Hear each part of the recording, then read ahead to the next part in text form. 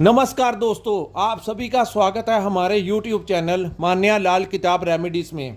आज मैं आपके साथ बात करने जा रहा हूं कन्या राशि के बारे में और आज का मुख्य टॉपिक होगा 1 जुलाई से लेकर 31 जुलाई ग्रहों का जो बड़ा परिवर्तन होगा वो कन्या राशि के जातकों के लिए कैसा रहने वाला है। आज हम आपके साथ बात करेंगे कि अगर आपकी आर्थिक स्थितियां कैसी रहेंगी, अगर आप व्यापार करते हैं तो वहाँ पर कैसा रहेगा, अगर आप नौकरी करते हैं तो आपकी परफॉर्मेंस कैसी रहने वाली है, आपकी सेहत कैसी रहेगी, अगर कोई कोर्ट केस वगैरह आपके ऊपर चल रहा है तो वहाँ पर आपका कैसा रहेगा।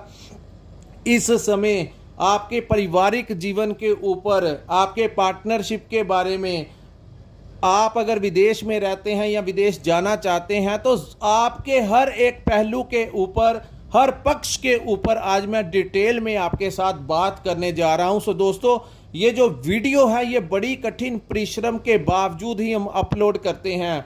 ये वीडियो ऐसे ही नहीं डाल देते, इसके लिए हम बड़ी अच्छी से स्टडी करके उसके बाद ही कन्या राशि के जातकों के लिए वीडियो अपलोड किया जाता है, क्योंकि हमारा मकसद होता है कि आपका ठीक प्रकार से मार्गदर्शन कर सकें और जितना ईश्वर ने हमें ज्ञान दिया है आप लोगों को बता सकें कि कौन से रास्ते आपके लिए उचित रहेंगे और किन चीज़ों से आपने अपना बचाव करना है, किन चीज़ों को आपने अवॉइड करना है, प्रिकॉशंस कहाँ पर आपने यूज़ करने हैं। सो ये वीडियो बड़ा ज़बरदस्त होने वाला है, क्योंकि दोस्तों जुलाई एक ऐसा महीना है और यहाँ पर कुछ ग्रहों की बड़े अच्छे भावों में युतियां बनेंगी जो आपके लिए कुछ ऐसा रिजल्ट लेकर आएंगी जिस परिणाम को आप कुछ लंबे अरसे से इंतज़ार कर रहे थे। चाहे वो आपके व्यापार का था, चाहे नौकरी में थे, चाहे वो आपके परिवार में थे, चाहे वो कोई प्रॉपर्टी का मसला था। सो लंबे समय से, कुछ महीनों से जो चली आ रही, जो आपके दिमाग में था कि परिणाम इसका कब आएगा, जो इंतज़ार आप कर रहे थे किसी भी चीज़ का, वो घड़ी जो है वो ख़त्म होगी, क्योंकि ग्रहों की कुछ ऐसी युतियां बनेंगी जो आपको सब कुछ पॉजिटिवली क्लियर करके जाएंगे और परिणाम उन लोगों के लिए बेहतर होगा जो मेहनत करना जानते हैं। क्योंकि दोस्तों कर्म प्रधान होता है। ज़्यादा समय ना लगाता हुआ हम बात करते हैं कन्या राशि के लिए जुलाई का महीना कैसी स्थितियां लेकर आएगा। दोस्तों, सामने जो मैंने चार्ट बनाया है ये आपकी कन्या राशि है और ये जो वीडियो है ये चंद्र राशि के ऊपर आधारित है। चंद्र राशि के अनुसार जैसा जैसा ग्रहों का गोचर होता है वैसा वैसा प्रभाव हमारी जिंदगी में देखने को मिलता है। दोस्तों, राशि मायने रखती है, लेकिन इससे भी ज़्यादा मायने रखता है कि आपके ऊपर किस ग्रह की महादशा लगी हुई है। जब आपका जन्म हुआ था तो उस समय, चाहे आपकी कन्या राशि है, लेकिन उस समय ग्रह किन भावों में बैठे थे, किन नक्षत्रों में बैठे थे और आपके ऊपर इस समय किस ग्रह की महादशा या अंतरदशा चल रही है, उसके ऊपर सबसे ज़्यादा डिपेंड करता है। सो ये सारी चीज़ें आपके बर्थ चार्ट में होंगी, लेकिन ओवरऑल कैसा रिजल्ट जो है वो लेकर आया है ग्रहों का परिवर्तन। सो बात करते हैं दोस्तों सबसे पहले केतु ग्रह के बारे में। केतु ग्रह जो है वो लंबे समय से आपके लगन भाव में बैठे थे। लगन भाव जो होता है वो हमारी आत्मा का भाव होता है और कहा जाता है कि कुंडली में जब भी कोई ग्रह लगन भाव में बैठता है वो सबसे ज़्यादा सक्षम हो जाता है और कुंडली का स्वामी, कुंडली का सबसे ताकतवर खिलाड़ी बनकर बैठ जाता है। उसका प्रभाव सबसे ज़्यादा होता है जो सबसे ऊपर प्रथम भाव में बैठने के कारण। तो दोस्तों, यहाँ पर केतु कुछ समय से आप लोगों को कुछ ना कुछ इनसिक्योरिटी की भावना, आपके अंतरात्मा जो थी वो कहीं ना कहीं एक असंतुष्टि की भावना पैदा कर रहा था। लेकिन कहते हैं कि जब भी देव गुरु बृहस्पति जिस भी भाव में बैठते हैं वहाँ पर जब भी वो किसी देव ग्रह के ऊपर अच्छी दृष्टि डाल देते हैं तो वहाँ पे कॉम्बिनेशन ऐसा होता है कि बहुत बड़ा धन लाभ हो जाता है। जैसे कि गुरु के सामने जब चंद्रमा आते हैं तो वो भी एक धन लक्ष्मी गज केसरी योग बन जाता है। इसी प्रकार जब भी देवगुरु बृहस्पति आपने सामने, चाहे कोई क्रूर ग्रह हो, चाहे वो कोई पापी ग्रह हो, उसके ऊपर जब भी दृष्टि डालते हैं तो कहीं ना कहीं परिणाम जो होता है, जो नकारात्मक देना होता है, उसमें कहीं ना कहीं वो अपना परिणाम नहीं दे पाता उस तरीके से। तो दोस्तों इस महीने गुरुदेव बृहस्पति की उच्च की दृष्टि, पंचम दृष्टि जो है वो केतु के ऊपर पड़ेगी। यहाँ पर केतु के आने के कारण मैं आप लोगों को एक बात बता देता हूँ, कुछ लोगों के दिमाग में आ रहा था पिछले लंबे समय से कि आप लोगों को, अगर आप नौकरी करते हैं तो आपको लगता था कि ये नौकरी छोड़कर कोई व्यापार कर लेना चाहिए, उसमें ज़्यादा बचत होगी। जो लोग व्यापार कर रहे थे उनको लग रहा था कि ये व्यापार छोड़ के हमें कोई अन्य व्यापार कर लेना चाहिए, उसमें ज़्यादा अच्छा रहेगा। लेकिन जब भी केतु लगन भाव में आएंगे, क्योंकि ये बुद्धि के भाव में आए हैं, 6 नंबर जहां लिखा है ये इनके मित्र बुध का भाव है। सो बुध के भाव में केतु आने के कारण आपकी जो बुद्धि होगी उसमें ऐसे विचार आ रहे थे। लेकिन मैंने आपको ये क्लियर कर देना चाहता हूं कि कोई भी बड़ा फेर बदल नहीं करना चाहिए। अन्यथा अगर जो लोग कोई बड़ा चेंज कर लेते हैं, नौकरी छोड़ देते हैं, उनके लिए वो अपना केतु का बुरा प्रभाव जो होता है वो अपने आप ऊपर लागू करवा लेते हैं। इसीलिए आप लोगों को कोई बड़ा चेंज नहीं करना चाहिए, नौकरी नहीं छोड़नी चाहिए। जब तक आपको कोई दूसरी नौकरी नहीं मिल जाती, उसके लिए आप लीगल फॉर्मेलिटीज अपनी पूरी नहीं कर लेते, तब तक आप लोगों को नौकरी नहीं छोड़नी। और दूसरी बात, व्यापार में कोई बड़ा चेंज नहीं करना। दोस्तों आपके सप्तम भाव में राहु बैठे हुए हैं। यहाँ पर जब राहु बैठते हैं तो किसी भी प्रकार की पार्टनरशिप के लिए मना कर दिया जाता है। सो पार्टनरशिप का समय कन्या राशि वालों के लिए नहीं है। खास करके उन लोगों को ज़्यादा प्रॉब्लम आएगी जो लोग अपने ससुराल वालों के साथ किसी भी प्रकार का लेन देन करेंगे, उनके रिश्ते ही खराब होने की पूरी संभावना इस समय ज़्यादा बनेगी। क्योंकि 12 तारीख तक जब तक मंगल जो हैं वो अष्टम भाव में रहेंगे, आपको थोड़ा सा बचाव रखना होगा। आपके ससुराल वालों के साथ आपके ताल्लुकात खराब करवा सकते हैं। और आपके जो घर में जो जिन जातकों के ऊपर तो राहु की महादशा चल रही होगी और ऊपर से वो राहु किसी खराब भाव में बैठे थे, उन लोगों के परिवार में बहुत ज़्यादा समस्याओं का सामना इस समय करना पड़ रहा है। और पार्टनरशिप के बात करें तो दोस्तों इस समय पार्टनरशिप नहीं करनी चाहिए।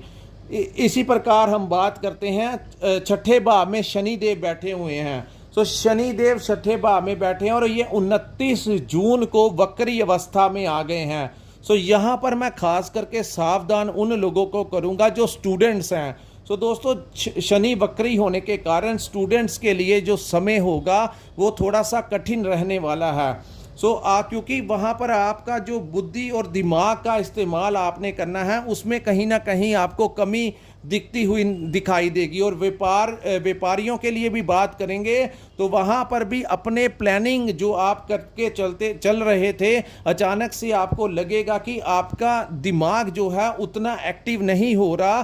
कहीं ना कहीं किसी ना किसी चीज़ की कमी जो है वो आपको इस समय परेशान कर सकती है।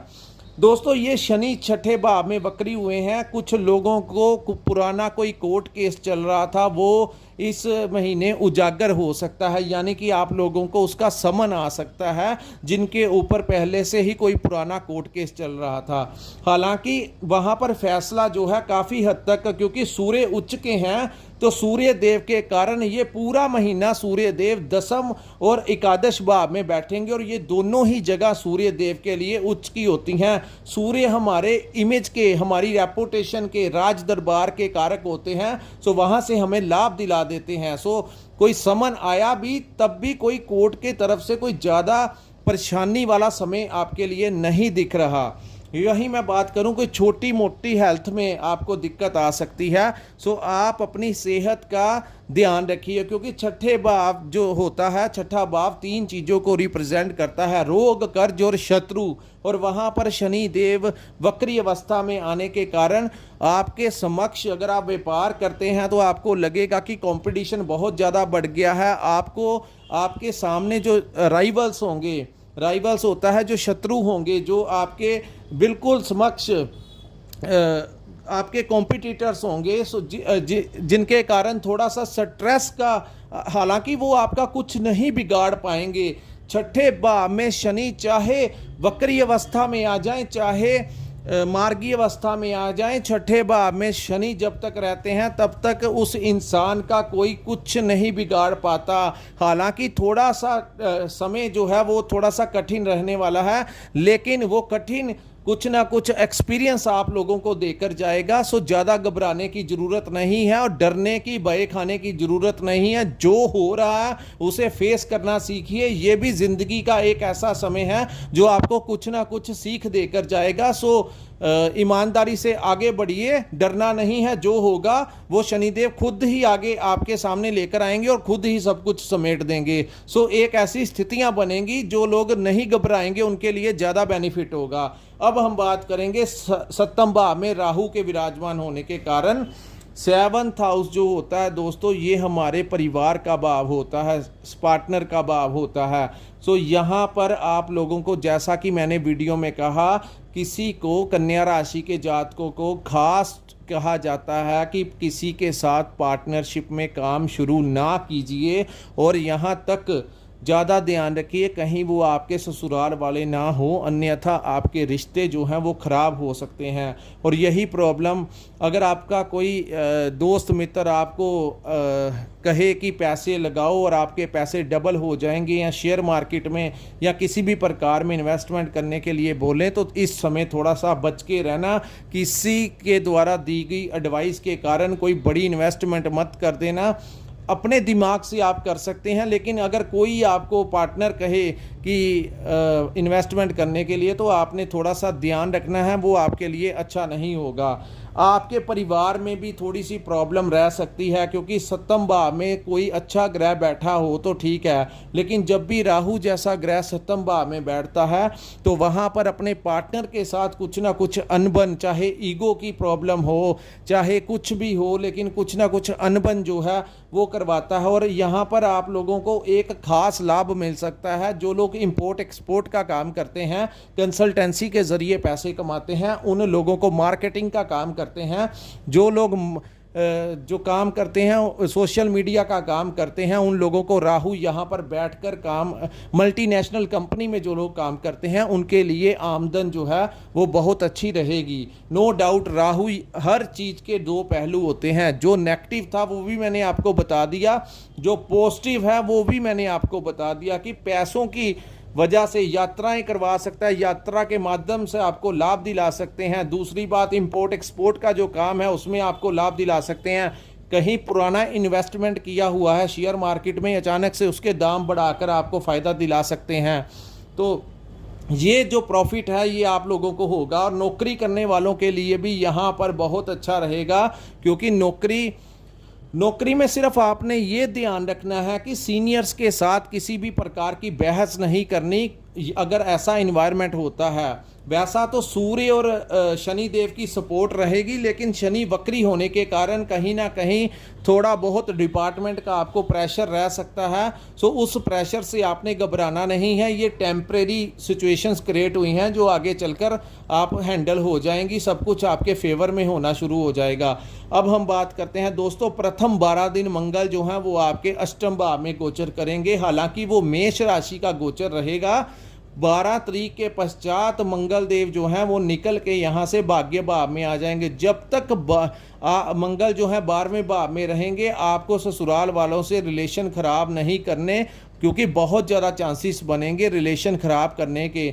वहीं कुछ लोगों के को छोटी मोटी कोई चोट वगैरह जो है वो यहाँ पर लग सकती है, लेकिन मंगल यहाँ पे आने से, क्योंकि ये भूमि का पुत्र है, तो यहाँ पर आने से अचानक से कोई पुरानी प्रॉपर्टी आपको मिल सकती है जिसके बारे में आपने नहीं सोचा होगा। ये अप्रतिशत रूप से आपको कोई बड़ा लाभ दे सकता है, क्योंकि जरूरी नहीं होता कि अष्टम भाव में बैठा ग्रह हमेशा ही नुकसान पहुंचाए। सो ये आपने, कुछ लोग, क्योंकि मंगल का गोचर 39 डेज के लिए होता है, सो कुछ लोगों को इसका फायदा हुआ है, चाहे आपके पिता से हुआ हो, चाहे आपके भाइयों से हुआ हो। कुछ लोगों को यहाँ पर फ़ायदा मिला होगा, खास करके कोई प्रॉपर्टी अगर किसी का बंटवारा हुआ है तो उन लोगों को भी लाभ मंगल की वजह से मिला होगा। उसके पश्चात मंगल जो है वो भाग्य भाव में चले जाएंगे और गुरु मंगल की युति बन जाएगी। अब आ गई बात दोस्तों युतियों की। तो गुरु और मंगल की युति भाग्य भाव में बहुत ही अच्छा रिजल्ट देगी। जिन लोगों के ऊपर को दुश्मन कुछ दिनों से परेशान कर रहे थे, जिनके ऊपर कुछ ना कुछ कोई लड़ाई झगड़े की सिचुएशन जो बनी हुई थी, वो अचानक से 12 तारीख के बाद जो है वो आपके लिए रिलैक्स का टाइम लेकर आएगी। और कन्या राशि के जो शत्रु आपके समक्ष आने की हिम्मत कर रहे थे, वो अचानक से उनका रुख जो है वो बदल सकता है। और मंगल भाग्य भाव में आएंगे तो आपके घर में कोई मंगलिक कार्य हो सकते हैं, आपकी पिता के तरफ से आपको कोई बड़ा आशीर्वाद मिल सकता है। जिन लोगों ने गुरु धारणा की हुई है, उन लोगों को भी मंगल और गुरु की इस युति के कारण आप लोगों को कोई विशेष लाभ मिल सकता है, क्योंकि ये भाग्य का भाव है।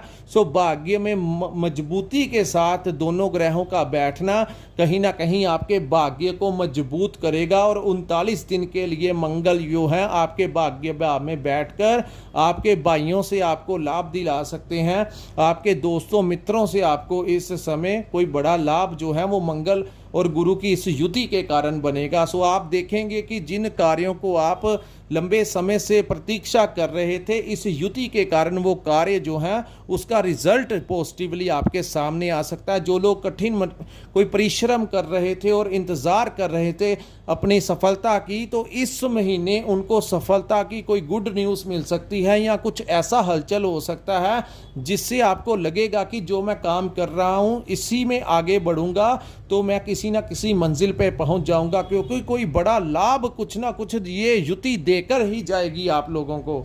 अब हम बात करते हैं दोस्तों सूर्य देव की। सूर्य देव प्रथम 15 दिन जो हैं वो आपके दसम भाव में गोचर करेंगे। दसम भाव में जो सूर्य होते हैं उनको दिग्बली कहा जाता है। दसम भाव में सूर्य, अगर आप समाज में किसी एनजीओ के साथ जुड़े हुए हैं तो आप लोगों को इस समय अपने काम से कोई नई पहचान मिलेगी। आप लोग सामाजिक संगठनों में रहकर कोई अपनी अलग सी पहचान बना सकते हैं। आप लोगों के लिए ये समय अच्छा इसीलिए रहेगा क्योंकि शायद कोई सम्मान समारोह हो जहां पर आपका कोई बड़ा रिगार्ड आपको कर दिया जाए, कोई फूलों का हार जो है स्टेज के ऊपर आपको मिल सकता है। जो लोग राजनीति में जुड़े हुए हैं उन लोगों के लिए बहुत बड़ा लाभ का समय है। प्रथम 15 दिन उन लोगों के लिए कोई बड़ी डेजिग्नेशन, कोई संवैधानिक पद उनको मिल सकता है। वहीं मैं बात करूं, आप लोगों अगर सरकारी नौकरी ट्राई कर रहे हैं तो सूर्य इस भाव में आपको सरकारी नौकरी दिला सकते हैं। पिता से आपके संबंध अच्छे रहेंगे और सूर्य की दृष्टि जो है आपके चतुर्थ भाव में रहेगी, तो यहाँ पे आपको आपकी माता का आशीर्वाद मिलेगा। यहाँ पे आप अगर अपना घर लेना चाहते हैं या कोई प्रॉपर्टी लेना चाहते हैं तो सूर्य इस समय पूरी पावर में आपको ये सारी चीज़ें दिला सकते हैं। आप अपने लिए कोई नया वाहन भी खरीद सकते हैं। उसके बाद सूर्य देव जो है इस महीने आपको कोई बड़ा मान सम्मान दिला सकते हैं, ये बात याद रखना, क्योंकि सारे ग्रह एक तरफ, सूर्य अकेला एक तरफ। सूर्य ग्रह गोचर के दौरान जब भी किसी अच्छे भाव में आता है तो अपनी पावर, अपने प्रकाश की किरणें ऐसी डालता है, वो अपना अस्तित्व दिखा के जाता है कि मैं भी हूँ। सो चाहे किसी भी प्रकार के ग्रहों की दशा बनी हो, लेकिन सूर्य दसम भाव में है, इसीलिए मैं वीडियो में कह रहा हूँ कुछ ना कुछ सफलता जो है, जो मंजिल है वो कोई ज़्यादा दूर नहीं है। ये सूर्य आपका 15 के बाद आपके 11th हाउस में जाएगा, जहां पर ये बुध के साथ मिलकर बुध आदित्य योग का भी निर्माण होगा, वो भी आपके लाभ भाव में।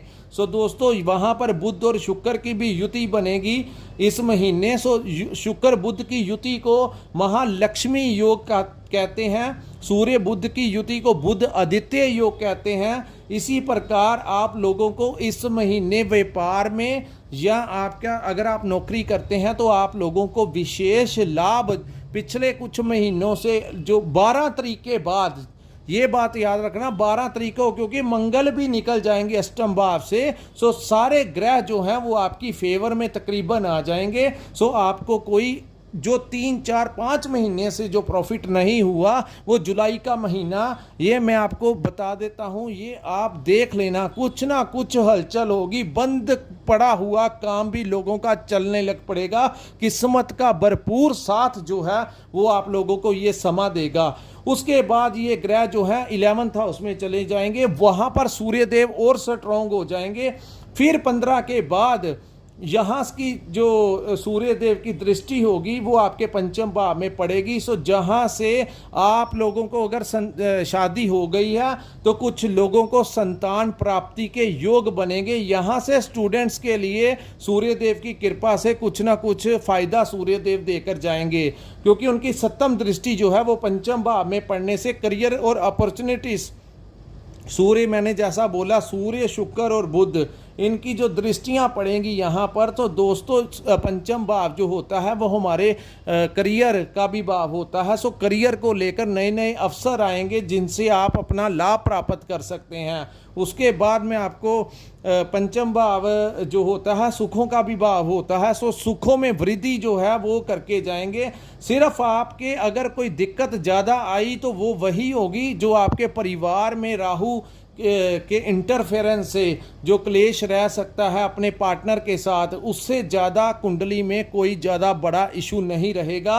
और उसके पश्चात 19 को बुध जो हैं यहाँ से निकलकर आपके 12th हाउस में आ जाएंगे। सो दोस्तों 12वां भाव जो होता है 19 तारीख के बाद आपके खर्चों में थोड़ी सी वृद्धि होगी। आपको लगेगा कि खर्च जो हैं वो आपके बढ़ने लगे हैं। और जिनकी कुंडली में बुध की सिचुएशन अच्छी है, किसी अच्छे भाव में बैठे हुए हैं, वो अपने लिए चाहे कोई नया घर खरीदें उसमें खर्च हो जाए, कोई अपने लिए ज़मीन जायदाद कुछ ऐसा परचेस कर सकते हैं जो आपके आने वाले कल के लिए अच्छा होगा। लेकिन खर्च भाव में जब ये आएंगे तो आपके लिए लाभ लेकर आएंगे। और उसके बाद शुक्र भी ये जो हैं वो आपके 12th हाउस में जाएंगे। सो दोस्तों जैसे ही शुक्र देव का परिवर्तन होगा, आप लोग अगर विदेश यात्रा करना चाहते हैं तो वीज़ा के लिए 19 तारीख के बाद या 15 तारीख के बाद अप्लाई कर देना। और जो लोग विदेश में रहते हैं उन लोगों के लिए अच्छा खासा समय होगा जब शुक्र भी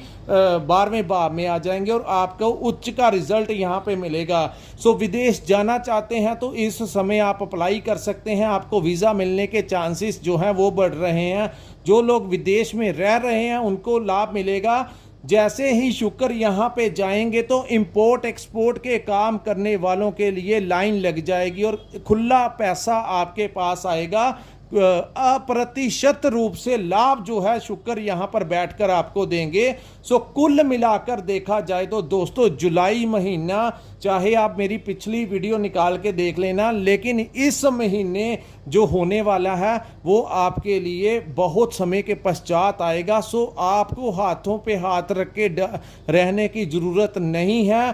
थोड़ी सी हिम्मत करिए, भाग्य का साथ मिलेगा, ग्रहों का बड़ा साथ आप लोगों को मिलेगा।